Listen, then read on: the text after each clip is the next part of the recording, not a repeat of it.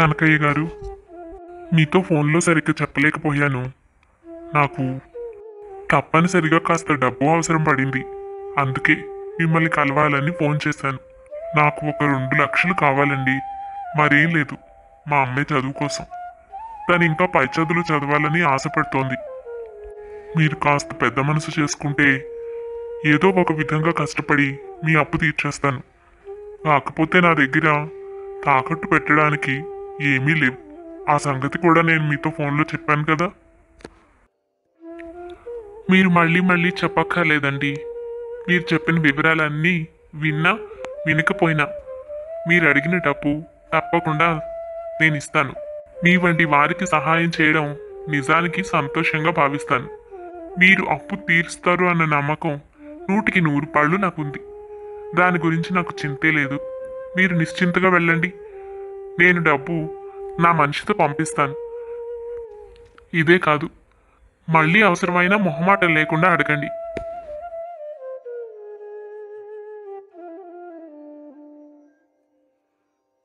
ఏంటి బాబా, నువ్వేనా మాట్లాడేది? తాకట్టు లేకుండా రూపాయి ఎవరికి ఇవ్వో? అంతదాకెందుకు సొంత బావమరిదిని నాకే ఎప్పుడు ఇచ్చింది లేదు. అలాంటిది 2 లక్షల రూపాయలు తాకట్టు లేకుండా ఆయనకిస్తున్నావా? నా కళ్ళని నేనే నమ్మలేకపోతున్నాను. ఏంటి నీలో ఈ మార్పు? నాలో ఏ మార్పు లేదు. ఆయన ఎవరనుకుంటున్నావు? ఈరోజు పాపం డబ్బు అవసరమై నన్ను అడుగుతున్నాడే కానీ చాలా గొప్పగా బతికిన వ్యక్తి, నిజాయితీపరుడు. అటువంటి మనిషి అవస్థలో ఉన్నానని డబ్బు అడిగితే ఇవ్వకపోతే నాకు పుట్టగతులుండవు. నేను వ్యాపారం చేస్తానులే కానీ మరీ అందరితోనూ కాదు.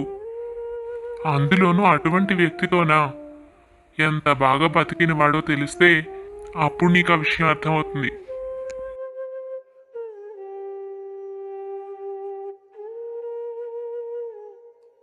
వెళ్ళిన పని ఏమైందండి? కనకయ్య గారు డబ్బు ఇస్తానన్నారా? సావిత్రి, ఆయన ఏ తాకట్టు లేకుండా డబ్బు ఇవ్వడానికి ఒప్పుకున్నారు. తన మనిషితో డబ్బు పంపిస్తానన్నాడు. అంతేకాదు, మళ్ళీ ఏదైనా అవసరమైనా కూడా అడగమన్నాడు. ఎంత మంచివాడో. నేను చెప్పానుగా సావిత్రి, మనకి ఆ భగవంతుడు ఏదో ఒక విధంగా సహాయం చేస్తాడు. మన బాధ్యతగా మంచి పనులే చేశాం. దాని ప్రతిఫలం ఏదో ఒక రూపంలో భగవంతుడు అందిస్తాడు. మనం ఒక విధంగా అనుకుంటే మరొక విధంగా రావచ్చు. ఈయన పేరే ఆనందరావు, భార్య సావిత్రి. వారికి ఒక్కగానొక్క కూతురు సుమ. ఆనందరావు ఒక గవర్నమెంట్ ఉద్యోగి, ఎంతో నిజాయితీపరుడు. మరి ఇటువంటి ఒక చిన్న కుటుంబంలో సమస్యలు ఎందుకొచ్చాయా అనుకుంటున్నారా? అసలు ఏం జరిగిందంటే, ఆనందరావు చెల్లెలు అనారోగ్యంతో మరణించింది. ఆమె మరణించిన తర్వాత ఆమె ఒక్కగానొక్క కూతురు రీతును ఆనందరావు తనతో పాటు ఇంటికి తీసుకువచ్చాడు, చెల్లెలి కోరిక మేరకు. చెల్లెలు ఆమెను అన్న చేతిలో పెట్టి ప్రాణాలు విడిచింది. రీతును తన సొంత కూతురులా చూసుకోవాలని నిర్ణయించుకున్నాడు ఆనందరావు. రీతు తండ్రికి బాధ్యత అనేదే లేదు. అతను పెట్టిన బాధల వల్లనే చెల్లెలు అనారోగ్యం పాలయ్యింది. ఆమెను అక్కడ వదిలి రావడం కూడా ఆనందరావుకు ఇష్టం లేదు. అందుకే పాపను తీసుకుని ఇంటికి వచ్చాడు. సావిత్రి కూడా తనను ఎంతో ఆదరంగా అభిమానంగా చూసుకుంది, సొంత తల్లిలాగా. ఎప్పుడూ ఏ లోటు రానివ్వలేదు. సుమ ఎంతో, రీతు కూడా అంతే వాళ్ళిద్దరికీ. రీతు వయసులో కొంచెం పెద్దది. ఇద్దరిపై సమ ప్రేమతో అభిమానంగా చూసుకునేవారు. అయితే రీతు తల్లిని తండ్రిని కోల్పోయి మానసికంగా దిగులు పడ్డదేమో. వీరు చూపించిన ప్రేమ కూడా తనకు సంతోషాన్ని ఇవ్వలేకపోయింది. తన మనసులో ఎప్పుడూ ఏదో ఒక బెంగ, ఏదో ఒక అనుమానం. తను పెరుగుతున్న కొద్దీ అన్నీ పెరుగుతూ వచ్చాయి. ఎంత బాగా చూసుకున్నా తనకు ఏదో అన్యాయం జరిగిపోతున్నదేమో అన్న భయం ఎప్పుడూ రీతును సంతోషానికి దూరం చేసింది. అలా కాలం గడుస్తూ వచ్చింది. రీతు చదువు పూర్తి చేసుకుంది. సుమ ఇంకా చదువుకుంటూ ఉంది. ఒకరోజు నా స్నేహితుడు లేడు, అచ్యుతయ్య ఒక మంచి ఉద్యోగం ఉన్నదని చెప్పాడే అమ్మాయి కోసమని. అయితే నాకు అనిపించింది సుమ ఇంకా చదువుతోంది కదా, రీతు చదువు పూర్తయింది, ఆ ఉద్యోగం దానికి ఇప్పిస్తే ఉపయోగపడుతుంది. ఎంతైనా దాని కాళ్ళ మీద అది నిలబడడం చాలా అవసరం. కొన్ని రోజుల తర్వాత సుమకి కూడా ఏదో ఒక మంచి ఉద్యోగం దొరుకుతుంది. నువ్వేమంటావు? ఇంక నేను అనేదేముంది, మీరన్నది నిజమే. సుమ ఇంకా చదువుతోందిగా, ముందు రీతు చదువు పూర్తయింది కాబట్టి దానికే చెబుదాం. అదే ఉద్యోగంలో చేరుతుంది. ఆ తర్వాత అది పనిచేస్తుండగానే దీనికి కూడా ఉద్యోగం అదే చూస్తుందిలేండి. వాళ్ళిద్దరూ ఒకరినొకరు చూసుకుంటూ సంతోషంగా ఉండాలి. అదేగా మనకు కావాల్సింది. ఇదే సంగతి రీతును పిలిచి తనతో చెప్తారు. రీతు వాళ్లతో చాలా సంతోషంగా ఉందని, వెంటనే వెళ్ళి వివరాలు కనుక్కుంటానని చెప్తుంది. మనసులో మాత్రం తన స్నేహితుడు చెప్పిన మంచి ఉద్యోగం అంటున్నాడు మావయ్య. అలాంటప్పుడు సుమని వదిలి నాకెందుకు చెప్పినట్టు? సుమకే ఇప్పించుకోవాలి కదా. నన్ను మోయడం భారంగా ఉందేమో. నేను డబ్బు సంపాదించి పెడితే ప్రశాంతంగా ఉండొచ్చు అనుకుంటున్నట్టున్నారు. అందుకే ముందు నాకు ఉద్యోగం చూశారు. ఇప్పుడు ఆ డబ్బు తీసుకొచ్చి వీళ్ళకి ఇవ్వాలో ఏమిటో. ఇంతకాలం వీళ్ళు పిసినారి వాళ్ళలాగా నాకు ఏమీ ఇవ్వకుండా నా సంతోషాలన్నీ దూరం చేస్తూ నాన్న కష్టాలు పడి పెంచారు. ఇప్పుడు ఉద్యోగం చేసి ఆ డబ్బంతా వీళ్ళకి ఇవ్వాలేమో. ఇప్పుడు కూడా నాకు సంతోషపడడానికి అవకాశమే ఉండదు. నేనింకా నాకేదో పెళ్లి చేసి పంపించేస్తారు, అక్కడైనా ప్రశాంతంగా బతకచ్చు అనుకున్నాను.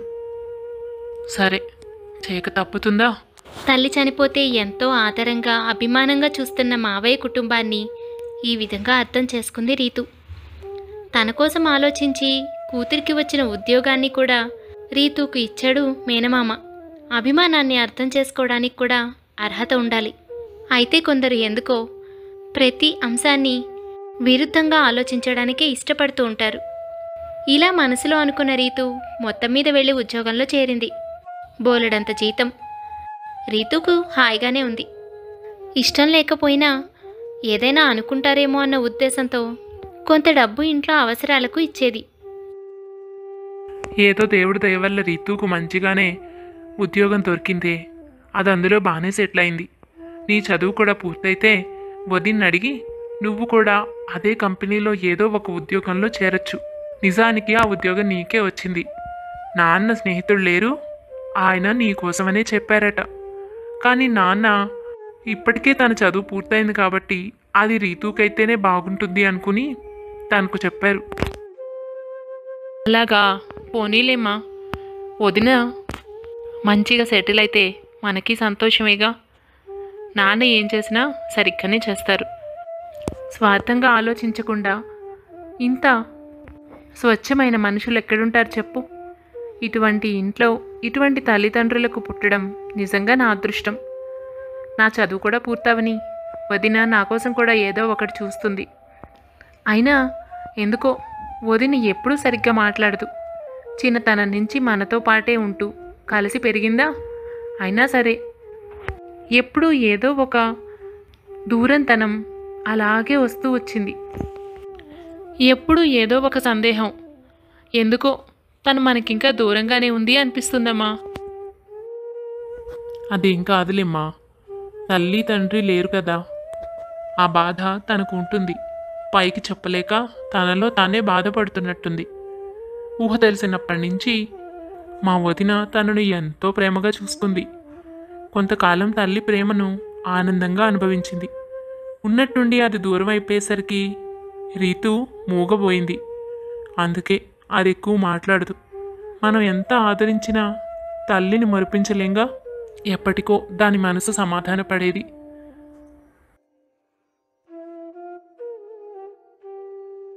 ఏంటండి, చాలా సంతోషంగా కనిపిస్తున్నారు. ఎప్పుడు చూడలేదు మీ మొహంలో ఈ ఆనందం. శుభవార్త సావిత్రి, అందుకే అంత ఆనందంగా ఉన్నాను.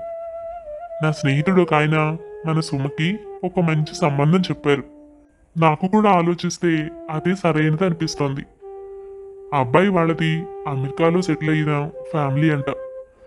అబ్బాయి కూడా అక్కడే ఉద్యోగం చేస్తున్నాడు. మన అమ్మాయి ఫోటో చూసి నచ్చిందని చెప్పారట. నా స్నేహితుడికైతే పెద్దగా పరిచయం లేదు, కానీ వారి బంధువులకు ఎవరూ దూరపు చుట్టాలట. ఇలాగే ఎక్కడో కలిసినప్పుడు మాట వస్తే మన అమ్మాయి ఫోటో చూపించాట. ఆ విధంగా వాళ్ళు కూడా నచ్చిందని చెప్పడంతో విషయం ఇప్పుడే నా చెవిన వేశాడు.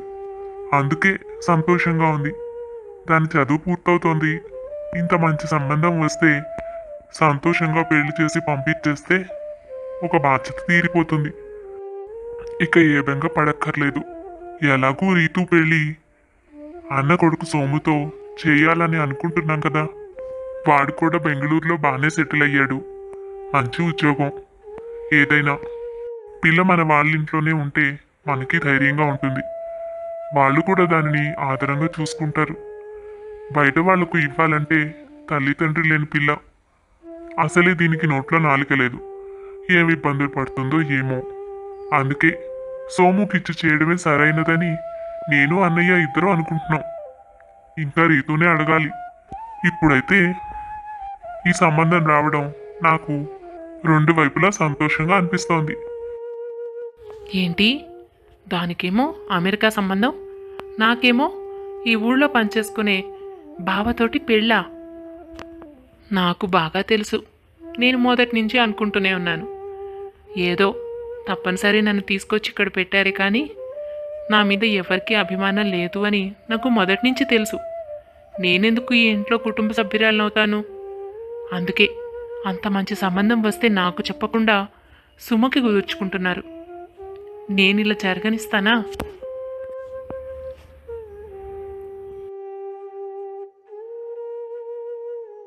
అత్తయ్య, ఏంటి అమెరికా సంబంధమా? నా కోసమే కదూ? నాకు తెలుసు అత్తయ్య, మీరు నాకు ఒక గొప్ప జీవితం ఇవ్వాలని ఎప్పటి నుంచో కలలు కంటున్నారు. ఇప్పుడు మావయ్య అమెరికా సంబంధం అనగానే నాకు అర్థమైపోయింది. ఇలాంటిదేదో నాకు తీసుకురావాలనేగా ఇంతకాలం నుంచి ఎదురు చూస్తున్నారు. నేను ఒక గొప్ప ఇంటికి కోడలుగా వెళితే చూడాలన్నది మీ ఆశ. చాలా సంతోషంగా ఉంది మావయ్య. కానీ అమెరికా అంటే చాలా దూరం. అంత దూరం నేను మిమ్మల్ని వదిలి వెళ్ళి ఉండగలనా? ఎప్పుడైనా మిమ్మల్ని చూడాలనిపిస్తే ఎలా? అయినా మీరు నిజంగా చాలా గొప్పవాళ్ళు. నన్ను సొంత కూతురులాగా ఎంత ప్రేమగా చూసుకుంటున్నారు.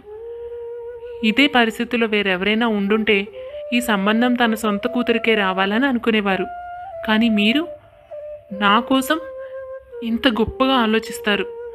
అందుకే మా అమ్మ నన్ను మీ చేతుల్లో పెట్టింది.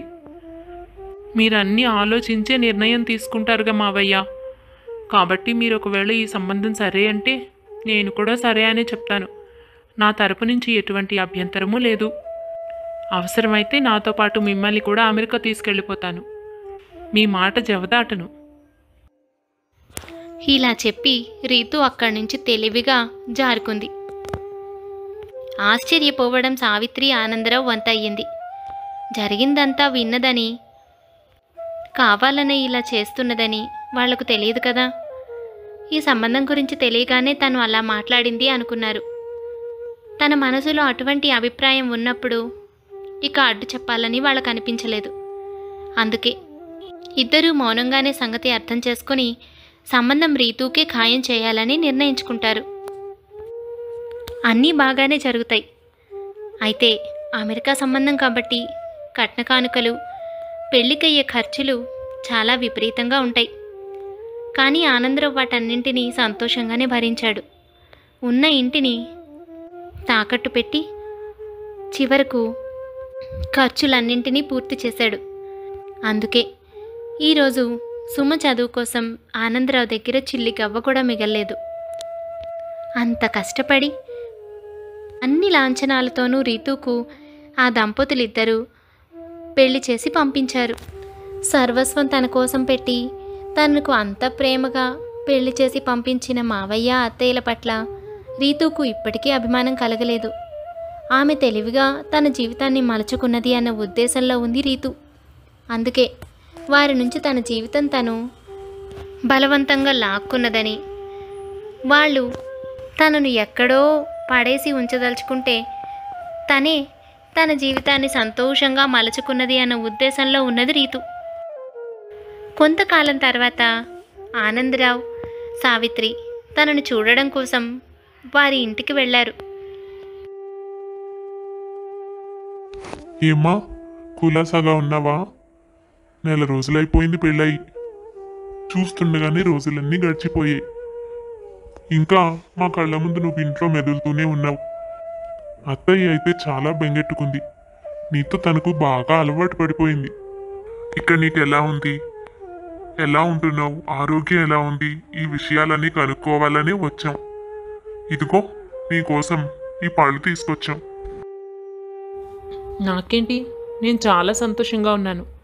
వచ్చే వారం నేను మా ఆయన అమెరికా వెళ్ళిపోతున్నాం. ఇంతవరకే ఈ ఇంట్లో ఉండడం. ఈ పళ్ళు ఏం బాగలేవు మావయ్య. ఇలాంటివి ఎప్పుడు కొనకండి. తక్కువ రేటుకు వస్తాయని ఇలాంటివి తీసుకుని ఉంటారు. సరే, ఏం పర్లేదులేండి, మా పని మనిషికి ఇచ్చేస్తాను. ఇక్కడ పెట్టేసేయండి. ఇంకా నేను వచ్చే వారం అమెరికా వెళ్ళిపోతున్నాను. మళ్ళీ మిమ్మల్ని ఎప్పుడు కలవగలుగుతానో ఏమో నాకు తెలీదు. ఇక సుమ కోసం నేను ఏదైనా చేస్తాను అని ఆశపడి వచ్చారేమో. అదంతా ఏం చేయలేను, ఎందుకంటే నేను ఈ వారం అంతా చాలా బిజీగా ఉంటాను. అమెరికా వెళ్ళడం కోసం అన్నీ సిద్ధం చేసుకోవాలి. ఆ తర్వాత అక్కడికి వెళ్ళిపోయాక అక్కడ పనులన్నీ చూసుకోవాలి. ఇక్కడ కంపెనీలో వాటిలో నేను ఏమీ తను ప్రమోట్ చేయలేను. నేను ఉద్యోగం వదులుకున్నాను కదా. నేను ఇప్పుడు మంచి పొజిషన్లో సెట్ అయ్యానని, సుమకు ఏదో ఒక మంచి ఉద్యోగం చూసి పెడతానని ఆశపడి ఉంటారు పాపం. సుమ మాటలు గుండెల్లో బాణాల్లా గుచ్చుకుంటున్నాయి. ఆ దంపతులిద్దరూ నిశ్చేష్టులై నుంచుండిపోయారు. స్వచ్ఛంగా కల్మషం లేని ప్రేమను తనకు అందించారు. ఎంతో అభిమానంతో పెంచి పెద్ద చేశారు. తను ఈరోజు ఇలా మాట్లాడడం వాళ్ళని దిగ్భ్రాంతికి గురిచేసింది. కళ్ళ నిండా నీళ్లతో ఇంటికి తిరిగి ప్రయాణమయ్యారు. ఏంటి మనం చేసిన నేరం? ఆడపడుచు కూతురు ఒంటరిదైపోయింది. దిక్కులేని దానిలో పడుంటే ఇంటికి తీసుకువచ్చి ప్రేమగా అభిమానంగా పెంచి పెద్ద చేసి చదువు చెప్పించి చివరకు మంచి సంబంధం చూసి పెళ్ళి కూడా చేసాం. ఇంటిని కూడా వదులుకున్నాం. ఇంత చేస్తే దానికి ఇంత పిసరు కూడా మన మీద అభిమానం లేదు. ఈరోజు వచ్చిన సంపదను చూసుకుని మన గురించి ఎంత చులకనగా మాట్లాడుతుందో చూసారా? దాని మీద అభిమానంతో చూడ్డానికి వెళ్తే సుమ కోసం వెళ్ళామని అడుగుతున్నది. అక్కడ దాన్ని ఏమీ అనలేక మౌనంగా వచ్చేసాను. కానీ నాకైతే గట్టిగా అడగాలనిపించింది. అయినా మీరే అంటారుగా, ఎవరికైనా ఏదైనా మంచి చేస్తే మనకి తిరిగి మంచి ప్రతిఫలం దక్కుతుంది అని. కానీ ఏం జరిగింది? మన చేతిలో చిల్లి గవ్వ కూడా లేకుండా ఉన్నదంతా ఖర్చు చేసి దానికి పెళ్లి చేసి దానికో జీవితాన్ని ఇచ్చాం. ఇప్పుడు మనకంటూ ఏమీ లేదు. కనీసం దానికి మన మీద అభిమానం కూడా లేదేంటండి? మాటలకు అందడం లేదు సావిత్రి, కానీ ఇప్పటికీ నేను అదే నమ్ముతాను. మనం చేసిన దానికి ప్రతిఫలం మనకు ఆ భగవంతుడు ఎక్కడో ఒక్కడి నుంచి ఇస్తాడు.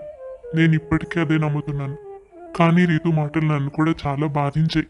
నా సొంత కన్న కూతురనే అనుకున్నాను దాన్ని. ఎప్పుడూ పరాయిదానిగా చూడలేదు. చివరకు సుమ కోసం వచ్చిన సంబంధం కూడా అది ఇష్టపడుతున్నది అన్న ఉద్దేశంతో మాట్లాడకుండా కనీసం మనసులో ఏ ఆలోచన లేకుండా దానికి ఇచ్చి పెళ్లి చేశాం.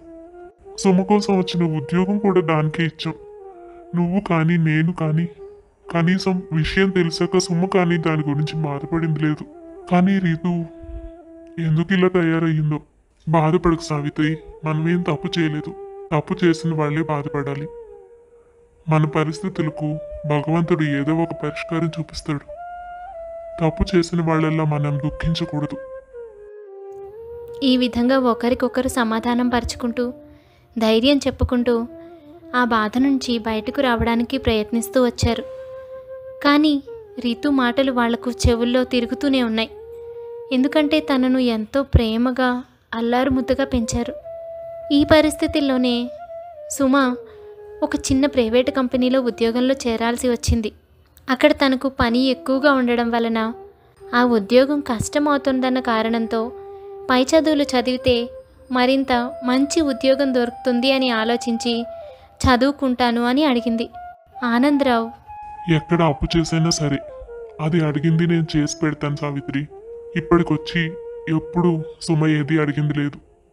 తనతో పాటు సమానంగా రీతును చూస్తున్నప్పుడు కానీ, అన్నీ రీతుకు సమానంగా పంచినప్పుడు కానీ ఎప్పుడు సుమ మన అడిగింది లేదు. అన్నిటినీ మనతో పాటు సమానంగా బాధ్యతగా భరించింది. ఒక విధంగా ఇప్పుడు దానికి నేను అన్యాయం చేస్తే చాలా తప్పు. అందుకే నేను అప్పు చేసైనా తను చదువుకోవడానికి డబ్బు తీసుకొస్తాను. నువ్వు కంగారు పడుకు. అమ్మాయికి చెప్పు పై చదువులకు సిద్ధంగా ఉండమని.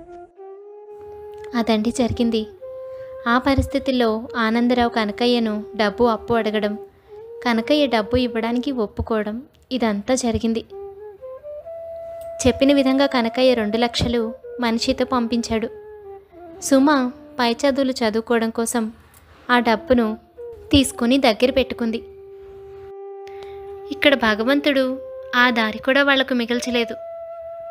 ఉన్నట్టుండి ఆనందరావుకు తీవ్రమైన అనారోగ్యం చేసింది. తను కుప్పకూలిపోవడంతో డాక్టర్ను పిలిపించారు. పరీక్షించిన వైద్యుడు ఆనందరావుకు ఆపరేషన్ చేయాలని, దానికోసం 5 లక్షలు ఖర్చు అవుతుందని చెప్పాడు. ఇంతకాలంగా నాన్న మన కోసం కష్టపడి పగలనక రాత్రనక ఎన్నో ఇబ్బందులు పడి చూసుకుంటూ వచ్చారు కదమ్మా. ఇప్పుడు నాన్నకు కష్టం వచ్చిన సమయంలో నేను తోడుగా ఉండాలి. నా చదువు ఇప్పుడు ముఖ్యం కాదు. 5 లక్షల్లో మన దగ్గర 2 లక్షలు ఉంది. ఇక మిగతాది మా ఆఫీస్లో ఏమైనా ఇస్తారేమో, నా జీతం ముందుగా తీసుకున్నట్టు. మా మేనేజర్ని అడిగి చూస్తాను. సార్, నాకు అత్యవసరంగా డబ్బు కావాలి. నేను సండేస్ కూడా వర్క్ చేస్తాను. కొంతకాలం నా శాలరీలోంచి కొంచెం కొంచెం కట్ చేయండి. కానీ అత్యవసరంగా మా నాన్నగారి ఆపరేషన్ కోసం డబ్బు అవసరం. ప్లీజ్ ఎండీ గారితో మాట్లాడి కొంచెం నాకు ఒక 3 lakhs ఇప్పించండి సార్. నీకు మన ఎండీ గురించి తెలీదు సుమా. ఆయన ఎవ్వరికి సహాయం చేసే రకం కాదు. పైగా నువ్వు ఈ మధ్య కొత్తగా చేరావు. ఇంకా 6 నెలలు కూడా కాలేదు. ఇంతలోనే అంత డబ్బు ఆయన ఎప్పుడు ఎట్టి పరిస్థితుల్లోనూ ఇవ్వరు. సారీ సుమా, నేనేమి చేయలేను. అంతెందుకు, ఇంతకాలంగా పనిచేస్తున్నాను. నాకే ఎప్పుడు రూపాయి ఇవ్వలేదు. అలాంటిది ఇప్పటికిప్పుడు నీకంత డబ్బు. ఇప్పుడు నేను కానీ ఈ విషయం చెప్పి అడిగానంటే నీ వల్ల నేను కూడా తిట్లు తినాల్సి వస్తుంది. I'm really sorry. ఇంకేదో ఒక విధంగా డబ్బు ఏర్పాటయ్యే అవకాశం వెతుక్కో. మేనేజర్ అలా చెప్పేయడంతో సుమ ఏమీ చేయలేకపోతుంది. ఏ దారి తోచదు. ఇప్పటికే నాన్న కనకయ్య దగ్గర అప్పు చేసి ఉన్నారు. ఇక అప్పు అడగడానికి కూడా అవకాశం లేదు. ఏదో ఒక దారి వెతుకుతాం అని అనుకుంటుంది సుమ. తప్పనిసరి అయితే మళ్ళీ కనకయ్య గారిని అప్పడగాలి. అదే ఆలోచనలతో తర్వాత రోజు ఆఫీస్కి వెళుతుంది సుమ. ఆఫీసుకు వెళ్ళేసరికి తన టేబుల్ దగ్గర సుమకు 3 లక్షలు దొరుకుతాయి. అరే, ఇంత మొత్తం డబ్బు ఇక్కడికి ఎలా వచ్చింది? సరిగ్గా నాకు ఎంత కావాలో అంత. ఇదేదో మిరాకిల్లా ఉంది. ఇప్పుడు ఈ డబ్బు ఏం చేయాలి? నాన్న ఆపరేషన్ కోసం తీసుకోవాలా? ఎవరైనా నా కోసం ఇక్కడ పెట్టుంటారా? లేదా మేనేజర్ గారు ఎండీని అడుగుంటారా? ఆయన డబ్బు ఇవ్వరని చెప్పారుగా. ఇక్కడ ఎవ్వరూ లేరు. ఈ డబ్బు నేను తీసుకొని వాడుకుంటే? చిచి, నాకు సంబంధం లేని డబ్బు నేను తీసుకోకూడదు. ఎంత అవసరంలో ఉన్నా సరే. ఇది ఎక్కడి నుంచి వచ్చిందో నాకు తెలీదు. ఇది మేనేజర్ గారికే ఇచ్చేస్తాను. ఏం జరిగితే అది జరుగుతుంది.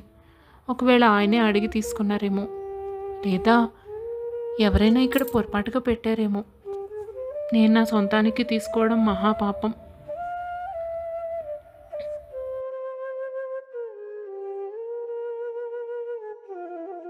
సార్, ఇది నా డెస్క్ దగ్గర దొరికింది. 3 లక్షలు. మీరేమైనా ఎండీ గారిని అడిగి డబ్బు ఏర్పాటు చేశారా? లేక మరెవరైనా అక్కడ పొరపాటుగా వదిలేశారా? అది తెలుసుకోవాలనే వచ్చాను. తీసుకోండి సార్.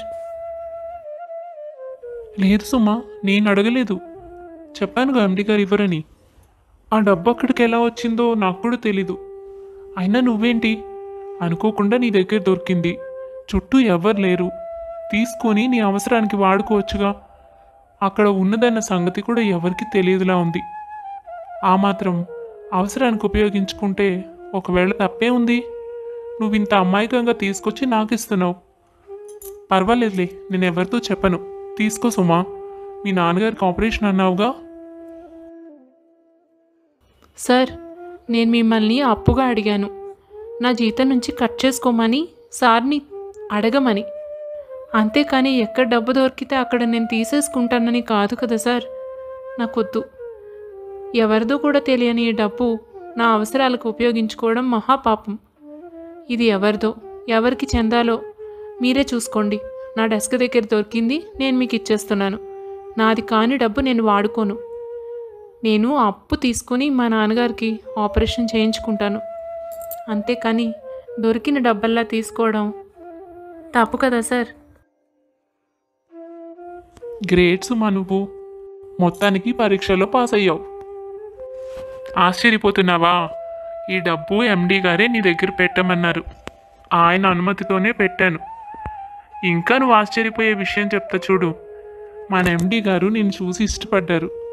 ఆయనకు తల్లి తండ్రి ఎవ్వరూ లేరు. చిన్నప్పుడే చనిపోతే కష్టపడి వాళ్ళ బంధువుల సాయంతో పెరిగి ఇంత కంపెనీ పెట్టారు. ఈ వివరాలు ఏవి నీకు తెలియవుగా, కానీ ఆయన నిన్ను చూసినప్పుడే ఇష్టపడ్డారట. నిన్న నువ్వు ఈ విధంగా అడగడం ఇదంతా ఆయన చెవిన పడింది. కానీ చిన్నప్పటి నుంచి ప్రపంచంతో పోరాడడం అలవాటైపోయిన సార్, నువ్వు ఎటువంటి దానివో ఒక చిన్న పరీక్ష పెట్టాలనుకున్నారు అంతే. అందుకనే ఆ డబ్బు అక్కడ పెట్టారు. కానీ నువ్వు నీ నిజాయితీ నిరూపించుకున్నావు. సార్ దగ్గర మార్కులు కొట్టేశావు.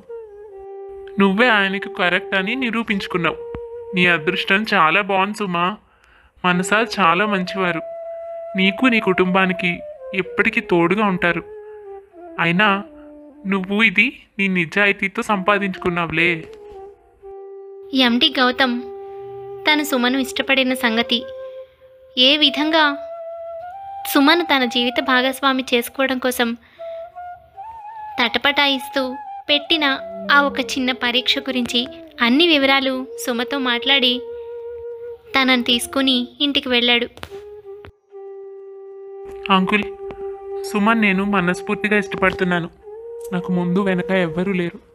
మీ వంటి కుటుంబం నాకు తోడుగా ఉంటే నేను కూడా అదృష్టవంతుడే అవుతాను. చిన్నప్పటి నుంచి బంధువుల సహాయంతో పెరిగాను. కానీ ప్రపంచంలో అందరితోనూ ఎన్నో రకాల సమస్యల్ని ఎదుర్కొన్నాను. ముఖ్యంగా డబ్బు వల్ల వచ్చే సమస్యలు, మనుషుల మార్పులు నాకు చాలా బాగా తెలుసు. కానీ సుమని ఎంతో నిజాయితీ పరాలుగా, తనలో ఒక గొప్ప లక్షణం నేను చూశాను. ఇటువంటి పరిస్థితుల్లో కూడా తప్పు చేయాలని అనుకోలేదు. ఇటువంటి అమ్మాయిని నా జీవిత భాగస్వామి చేసుకోవడం నా అదృష్టం. తనను చూసి నా జీవితంలో చేర్చుకోవాలని అనుకున్నాను, ఆశపడ్డాను. తన నిజాయితీ చూసిన తర్వాత చాలా అదృష్టంగా భావిస్తున్నాను. అంకుల్, మీరేమీ బాధపడకండి. మీ ఆపరేషన్కి కావాల్సిన డబ్బంతా మనం సమకూర్చుకుందాం. మీకు ఇకపై ఎటువంటి లోటు ఉండదు. ఇది నా కుటుంబం. నీకు ఇష్టమైతే సుమను పెళ్లి చేసుకుంటాను. అందరం సంతోషంగా ఉందాం. ఇంత అడిగిన తర్వాత ఎవరైనా కాదనగలుగుతారా? ఆనందరావు, సావిత్రి కూడా చాలా సంతోషించారు. సుమ తనలో తానే సంతోషపడుతూ మురిసిపోతూ ఉంది. గౌతమ్ వంటి మంచివాడు దొరకడం సుమ చేసుకున్న అదృష్టం. అంతేకాదు, ఆనందరావు నిస్వార్థంగా కల్మషం లేకుండా చేసిన పనులకి ప్రతిఫలం. సుమ జీవితం అద్భుతంగా సంతోషంగా ఉండసాగింది. వాళ్ళిద్దరికీ పెళ్లి చేశారు. గౌతమ్ ఆనందరావుని, సావిత్రిని కూడా తనతో పాటే తన ఇంట్లోనే ఉండమన్నాడు. అందరూ కలిసి ఎంతో సంతోషంగా ఉండసాగారు. ఇలా ఉండగా ఒకరోజు రీతు, మావయ్య, నన్ను క్షమించండి. నేను చేసిన తప్పులన్నింటికీ ఇప్పటికే చాలా శిక్షలు అనుభవించాను. కానీ ఎప్పుడైనా నాపై ప్రేమ, అభిమానం మీకు ఉంటాయని, నన్ను ఆదరిస్తారని నమ్మకంతో మీ దగ్గరికి వచ్చాను మావయ్య. నేను మోసపోయాను. నన్ను పెళ్లి చేసుకున్న అతను నిజంగా అమెరికాలో సెటిల్ అయి మంచి ఫ్యామిలీ, మంచి ఉద్యోగం ఉన్న వ్యక్తి కాదు. అతను మన డబ్బు కోసం నన్ను అమెరికాకు తీసుకువెళ్ళి అక్కడ నాతో పని చేయించుకోవడం కోసం పెళ్లి చేసుకున్నాడు. ఇదంతా ఒక నాటకం. ఇక్కడ ఎవరికి తెలియకుండా గొప్పవాళ్ళుగా చలామణి అవుతూ అక్కడ వాళ్ళ అవసరాలు తీర్చుకోవడం కోసం మనుషుల్ని పెళ్లి పేరుతో మోసం చేస్తూ ఉంటారు. అతనికి ఇప్పటికే పెళ్ళయింది. ఇంట్లో పని చేయడానికి నన్ను పెళ్లి చేసుకొని తీసుకువెళ్ళాడు. అంతేకాదు, మనం ఇచ్చే కట్నానికి ఆశపడి ఆ డబ్బు తన సొంతం చేసుకుని నన్ను బానిసలా చూడటం మొదలుపెట్టాడు. ఇక్కడ ఉండగా నాకు ఏమీ తెలియనీయకుండా ఒక గొప్ప ఇంట్లో నన్నుంచి బాగా మేనేజ్ చేశాడు. అమెరికా వెళ్ళాక తెలిసింది అతని నిజ స్వరూపం. అతని నుంచి నేను తప్పించుకోలేక, అతను పెట్టే చిత్రహింసలు భరించలేక ఆ ఇంట్లో దేశం కందేశంలో చాలా కష్టాలు పడ్డాను. అప్పుడు తెలిసొచ్చింది, నిజంగా నా మీద అభిమానంగా, ప్రేమగా మీరు ఎంత ప్రేమ చూపించారో దాన్ని నేను చాలా చులకనగా చూశాను. మిమ్మల్ని ఎన్నో మాటలని బాధ పెట్టాను. మీ ప్రేమను నమ్మకుండా హేళన చేశాను. మీరు ఆ సంబంధం సుమ కోసం తీసుకువచ్చారు. ఆ సంగతి నాకు తెలుసు. నేను అది విని కూడా ఈర్ష్య కొద్దీ అది నాకే దక్కాలని అనుకున్నాను. నాకు తగిన శిక్ష పడింది మావయ్య. అందుకే ఇంతకాలం ఇన్ని కష్టాలు పడి చివరకు అదృష్టం కొద్దీ ఇలా తప్పించుకొని బయటపడ్డాను. ఇక్కడికి వచ్చాక జరిగిన విషయాలన్నీ చుట్టుపక్కల వాళ్ళ ద్వారా తెలిసాయి. ఈ ఇంట్లో ఉంటున్నారని తెలిసి వచ్చాను. అత్తయ్య, మావయ్య, నన్ను క్షమించి ఎప్పటిలాగా మీ కూతురులాగా నన్ను ఆదరించండి. నేను మీకు చేసిన ద్రోహం మర్చిపోలేనిది, కానీ బుద్ధి తెచ్చుకున్నాను. దయచేసి నన్ను క్షమించండి. అయ్యో, ఎన్ని కష్టాలు పడ్డావమ్మా. ఏదో నా స్నేహితుడి ద్వారా వచ్చిన సంబంధం, తెలిసిన వాళ్లే కదా అని ధైర్యంగా పెళ్లి చేశాం. వాళ్ళు ఇంత మోసగాళ్ళని తెలియనే లేదు తల్లి. నేను ఇంకొంచెం బాగా ఎంక్వైరీ చేసి ఉండాల్సింది. నువ్వు కూడా సంబంధానికి ఇష్టపడ్డావని ముందు వెనక చూడకుండా నీ గొంతు కోసం రామ్మా, ఈ ఇల్లు ఎప్పటికీ నీదే. నిన్ను మేము నిజంగా మా కూతురనే అనుకున్నాం. కూతురు తప్పు చేస్తే తల్లి తండ్రి క్షమించకుండా ఉంటారా చెప్పు?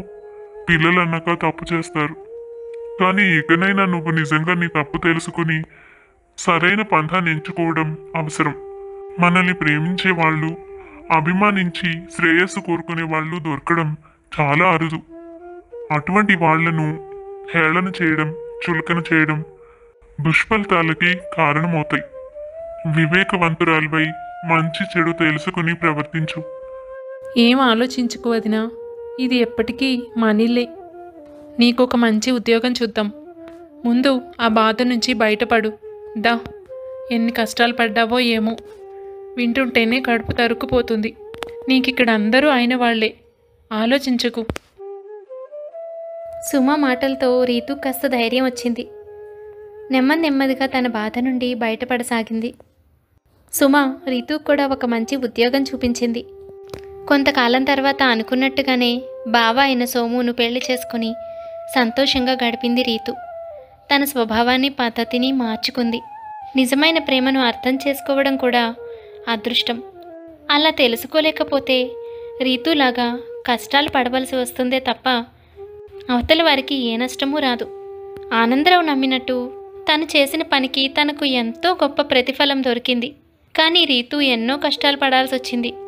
చివరకు తప్పు తెలుసుకుని ఎక్కడైతే కాదు అనుకుందో అక్కడే తన జీవితాన్ని సరిదిద్దుకుంది రీతు.